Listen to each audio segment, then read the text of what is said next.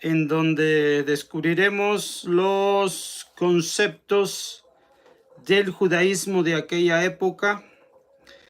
Ya hemos estudiado previamente el Evangelio según San Marcos. Ahora vamos a estudiar el Evangelio según San Mateo. Ya hemos iniciado con aquello que se conoce como la genealogía de Jesús. Ahora vamos a explicar a partir del versículo 18 de este mismo capítulo número 1 y vamos a llegar hasta el versículo 25. Ya les había mencionado que el libro de Marcos, bueno, el Evangelio de Marcos, ha sido escrito, según se cree, más o menos a partir del año 60 de la era común.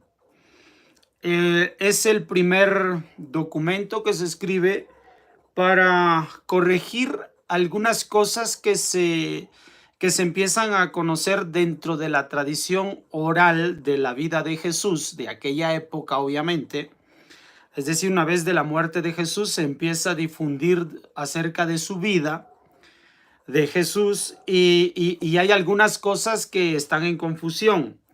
Lo que hace Marcos precisamente es aclarar todo este asunto para que no se confundan las cosas acerca de Jesús.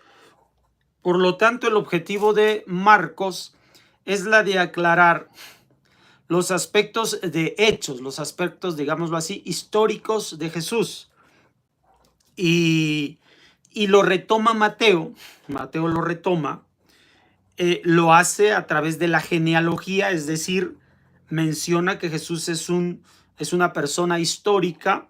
Mencionamos que el Evangelio comienza diciendo libro del origen de Jesucristo, hijo de David, hijo de Abraham. Ya con esto él da a conocer el aspecto general de la misión de Jesús, que es la de se ha revelado como Jesús y como el Cristo para él.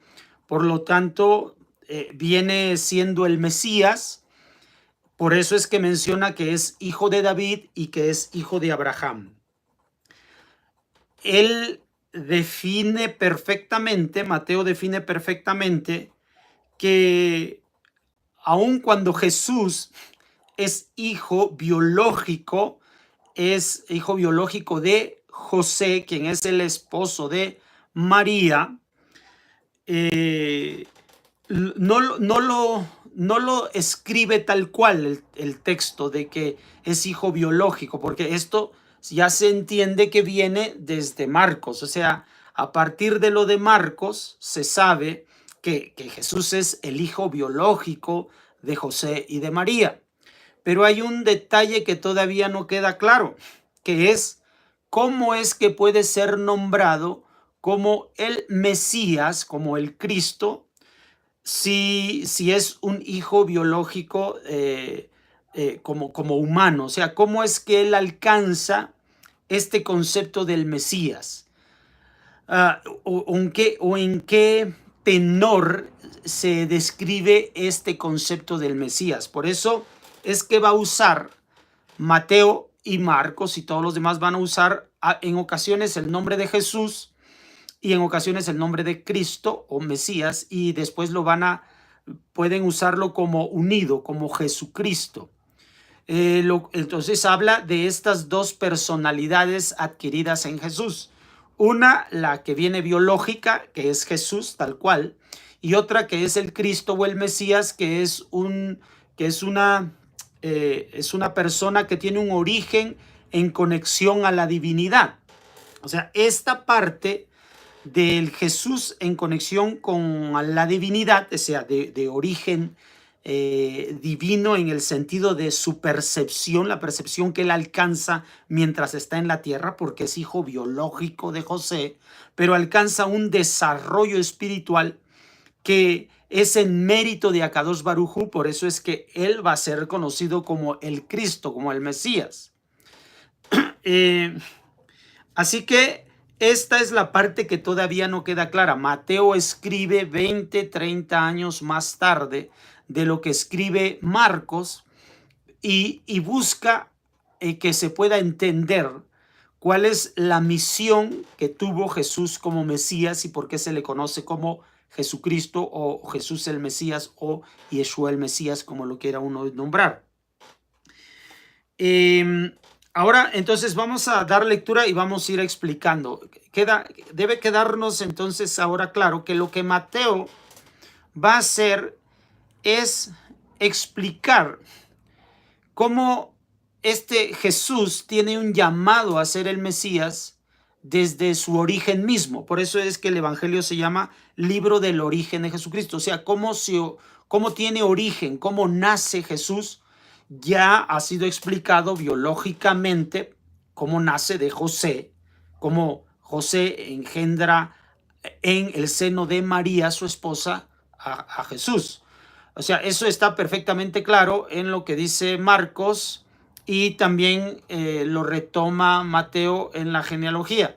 Pero ahora va a explicar cómo es que es el Cristo, cómo es que es el Mesías. Esto lo va a hacer Mateo. El origen de Jesucristo, otra vez, el origen de Jesucristo, o sea, este Jesús que también es el Cristo, o sea, el Mesías, ¿cómo es que se da? Fue de la siguiente manera. Entonces les repito, Mateo va a escribir muchos años después, o sea, para entonces ya se entrevistó con los distintos apóstoles, tiene comunicación con los distintos apóstoles, conoce todo lo que ha ocurrido en la vida de María y de José, o sea, empieza a conocer detalles de la vida de esta persona, de Jesús, que solo se puede conocer a través de platicar con María. Esto no se puede saber de otro modo. O sea, han pasado 30 años, 40 años desde entonces, así que ya conoce lo que María le ha hecho saber. Él ha preguntado, ha comprendido la naturaleza misma de la gestación de Jesús en el ámbito de lo espiritual, o sea, dentro del plan divino. Así que con eso en mente es que va a aclarar cómo la misión de Jesús está establecida desde el mismo origen de Jesús.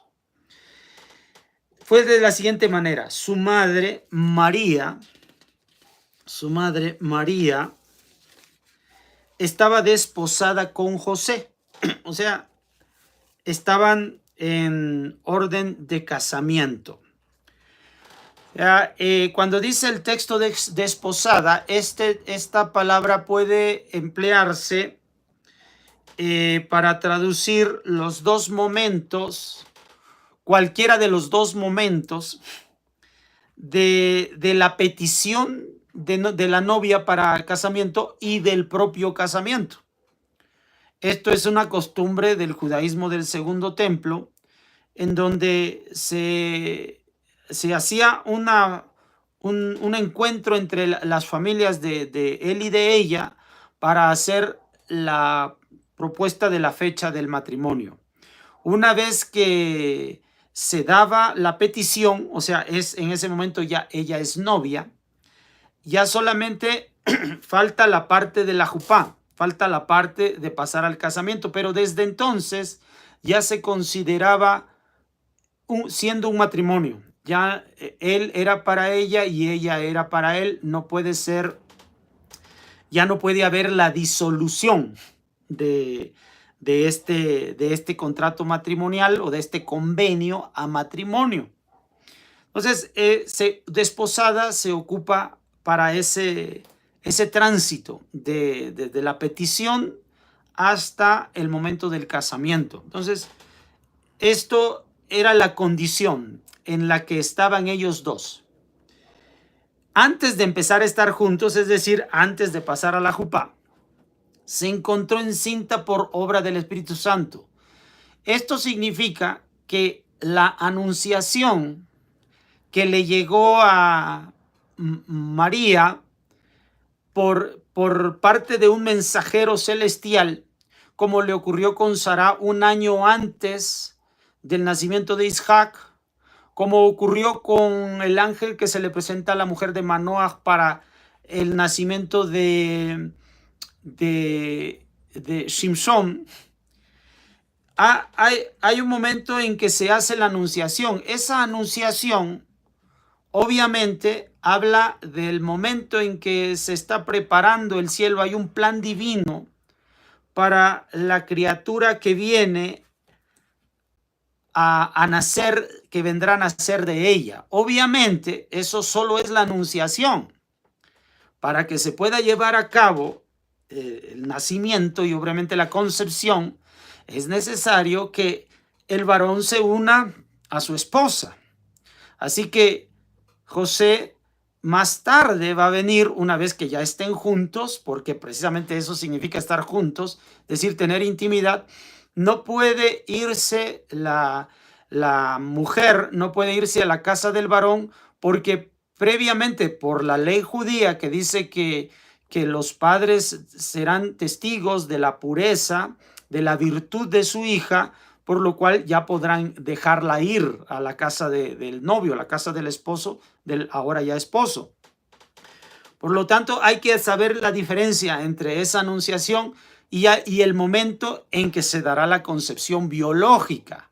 Hay una concepción espiritual en el sentido de que la criatura que va a nacer de la unión entre el esposo y la esposa es un elegido. Esto sucedió en el caso de Abraham y Sara y en el caso de Manoah y de su esposa. Hay una anunciación previa, inmediatamente llegada la unión van a concebir un hijo. Entonces, esto es lo que está ahora describiendo Mateo. Mateo menciona que ya un ángel dio el mensaje de que esa mujer tendrá un hijo especial. Cuando decimos un hijo especial, a ese concepto como ocurrido entre Abraham y Sara, entre Manoah y su esposa, y que también ocurrió con Haná y su esposo para el nacimiento de Shemuel, a ellos se les conoce como un hijo de Dios porque van a estar unidos al servicio a Hashem, como ocurrió con Isaac, como ocurrió con Shimshon siendo Nazir, Isaac es Sabino, y como ocurrió con Shemuel, que finalmente viene a ser un rey, un profeta, un juez y profeta para nuestro pueblo. Entonces, eso define que es especial el hijo que nacerá de esta unión entre José y María. Se encontró encinta, es decir, que ya estaba predestinada para traer un hijo especial para el pueblo de Israel. Su marido, José, que era justo, pero no quería infamarla, resolvió repudiarla en privado. ¿Esto cómo debemos entenderlo?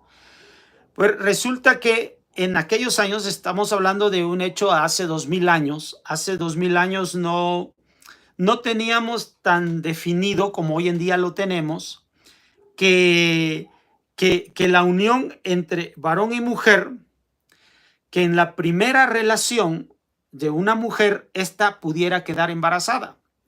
O sea, sí se sabía perfectamente que la unión entre un varón y una mujer daba como resultado un hijo, pero no se podía saber con exactitud cuántas veces había que estar juntos para poder concebir vida. Pero había una creencia, la primera relación sexual no había la posibilidad de poder traer vida a este mundo. Esta es la idea que estaba popularizada en aquel tiempo. Por lo tanto, cuando toca que es la primera vez que se une José con María, pues por esa razón van a estar juntos. O sea, gracias a eso ella va a poder irse con su esposo porque esta es la ley. deben los padres verificar, constatar de que esto ya ha sucedido por la razón por la cual ya es su mujer y ya debe llevarla a su casa el varón, en este caso José. Cumplido eso, la costumbre era precisamente de solo tener la unión íntima del matrimonio propiamente, la consumación del matrimonio, lo que llamamos de ese modo, y luego el hombre, que es un justo, se separa de la mujer y no vuelve a tener intimidad con ella, sino hasta después que ya viene su menstruación. Esto es la costumbre de las gentes piadosas. Y aquí se menciona que José era un hombre justo, un hombre sadíco, un piadoso. Entonces resulta que al separarse de ella, no descubre que llega menstruación en ella, no llega sangre en ella. Por eso es que de repente él dice, bueno, entonces está embarazada. En el pensamiento de aquellos días, no era común que una mujer se embarazara en su primera relación íntima. Por eso es que él dice, dado que les digo, una vez que el hombre se une para la consumación del matrimonio, debe esperar a la sangre de ella para después pasar el proceso de purificación típico de los 12 días y después volver a unirse con ella ya con regularidad. Entonces, en ese paso es que descubre que está embarazada. Como en la mente de esos días no se pensaba que en la primera relación íntima quedara embarazada una mujer, entonces él piensa, esta mujer ha estado con otro antes de con él. Este es el pensamiento que llega, es natural que llegue a él por lo que se dice en aquella época. Así que él resolvió repudiarla en privado. Sin embargo, o sea, el hecho de que ya sus padres de ella han permitido que ella se vaya hacia allá, obviamente significa que están bien las cosas, pero le asalta esa situación por las costumbres, por las creencias que hay en aquellos días. Esto es lo que le sucede a José con María. Así lo tenía entonces planeado, pues él quería separarse, cuando el ángel del Señor se le apareció en sueños y le dijo, José, ven David, José hijo de David, no temas tomar contigo a María, tu mujer. Ya le dice que es su mujer, es decir, que ya ha estado con ella en la intimidad, porque lo engendrado en ella es del Espíritu Santo, es decir, se está cumpliendo la anunciación aquella en esta ocasión, que fue la primera ocasión de ella. Y ahí que por eso queda embarazada. Eso también confirma una creencia, una costumbre que se tiene en aquellos días. Cuando esto ocurre, cuando viene de una relación íntima de honor, de dignidad, como el caso de Abraham y Sara, siendo ella todavía siendo ella estéril, o sea, Sara era estéril y finalmente concibe vida. Luego también el caso de Ribka es estéril y concibe vida. El caso de Haná, ella es mujer estéril y concibe vida. Entonces, hay un concepto de que las mujeres estériles, cuando tienen un hijo, significan que es un hijo que viene del cielo, un hijo de Dios. Porque humanamente hablando, no hay la forma en que ella conciba vida. Entonces, de acuerdo a lo que dice un profeta, que el Mesías vendrá de una mujer estéril, es decir, de una doncella, una mujer que todavía no ha tenido este cambio en cuanto a su sangre.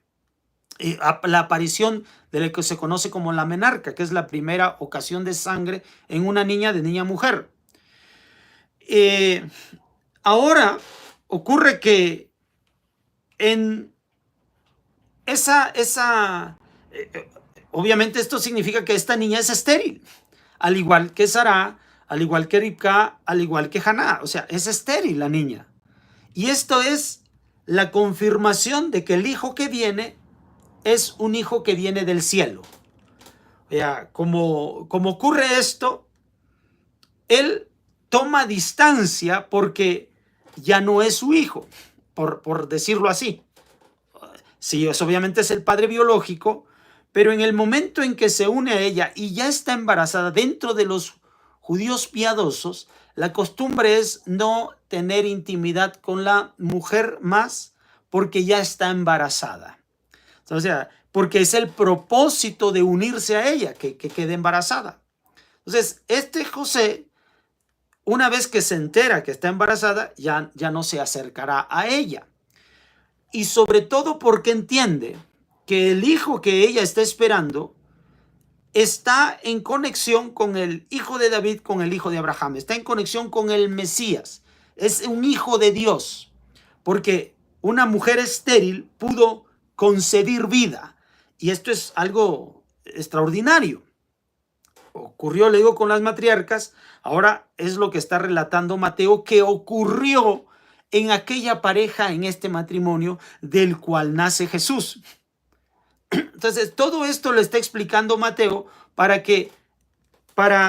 rodear el concepto del nacimiento de Jesús en los valores de aquella época para definir a alguien como hijo de Dios. No que sea un hijo biológico de Dios, sino es un hijo en el conocimiento, en el crecimiento espiritual, el conocimiento de su posición delante de Dios, es que se considera hijo. Biológicamente era hijo de José, pero esta concepción está marcada, está predestinada por el cielo, o está destinada por el cielo. Por eso viene y se lo revela en sueños. No temas tomar contigo a María, tu mujer, porque lo engendrado en ella es del Espíritu Santo, es decir, viene directamente del cielo. Dará a luz un hijo a quien pondrás por nombre Jesús. ¿Por qué aquí se le da a conocer a José que le va por nombre Jesús? Precisamente para que quede José perfectamente alineado con aquello que sucedió a la muerte de Moshe Rabenu, que es Yoshua, que si lo latinizamos o lo castellanizamos, vendría a ser Jesús en aquella época. O sea, este Yoshua fue el que le entrega las promesas propiamente al pueblo. No es Moshe, sino es Joshua. Al decirle que le ponga por nombre Jesús o Yeshua o Yoshua, como lo quiera usted nombrar, eso es irrelevante al final de cuentas, porque la persona es una sola. Entonces le pondrá por nombre Jesús. Este Jesús, por lo tanto, tiene que ver con la entrega de las promesas, con que a través de él se entregarán las promesas para el pueblo de Israel, porque él salvará, tal cual Yeshua o Jesús, él salvará a su pueblo de sus pecados, o sea, de esta inclinación que el ser humano tiene para dejarse llevar y envolverse por el error. Todo esto sucedió para que se cumpliese lo dicho por el Señor por medio del profeta. La virgen concebirá, es decir, una mujer, la doncella, esta mujer que no tiene que ver con el concepto actual de la virgen, de la virginidad. Estamos hablando de la virginidad de hace 2000 años en el concepto hebreo que tiene que ver con el desarrollo físico de la niña, de niña a mujer, del paso de niña a mujer. La virgen concebirá, es decir, en su doncellez, en su primera ocasión en que esté con su esposo, concebirá y dará a luz un hijo. Ya está cumpliéndose, lo está mencionando, que viene del mensaje celestial, y le pondrán por nombre Emmanuel. Emmanuel que traducido significa Dios con nosotros, no que Jesús sea Dios, sino que Dios estará con el pueblo de Israel. No que Jesús sea Dios, sino que a través de él se manifestará, operará la divinidad. Esto es un concepto como se le dijo a Moshe Rabenu, que Dios estará con nosotros, yo los acompañaré, dice la Torá. O sea, Dios estará con nosotros para hacer este trayecto, este tránsito. Así con respecto de Jesús. No es que Jesús sea Dios, claro que no, sino que significa que Dios nos favorece a través de este momento que va a ser actuado por parte de este Jesús. Esto es lo que está diciendo Mateo. Una vez que despertó del sueño, José hizo como el ángel del Señor le había mandado y tomó consigo a su mujer, ya está, su mujer, es decir, que tuvieron intimidad, pero no la conocía hasta que ella dio a luz un hijo, es decir, no volvió a estar con ella en intimidad hasta que dio a luz a un hijo, es decir, a este Jesús, a quien puso por nombre Jesús, y con esto se cumple la obediencia de José con respecto del mensaje que le dio el ángel en sus sueños. Así, de esta forma, Mateo empieza a alimentar el concepto de cómo este Jesús estuvo siendo llamado desde el vientre de su madre a ser el Cristo, a ser el Mesías. Y rodea de este concepto, de estos mensajes y pasajes divinos basados en lo que dijo el profeta, rodea esta personalidad que se revelará en Jesús más tarde. Así es como tiene origen Jesucristo. O sea, es el Jesús biológico, el Jesús hijo de José y de María, gracias a una unión íntima entre ellos, dado que son marido y mujer, y los conceptos que vino a desarrollar Jesús a lo largo de toda su vida, dan inicio en este momento en que María recibe la anunciación de la concepción de un hijo así, y de José aceptando todo esto tal cual son las cosas. Bueno, por el momento es todo. Nos veremos para la próxima. Espero que este tema haya quedado claro. Shalom.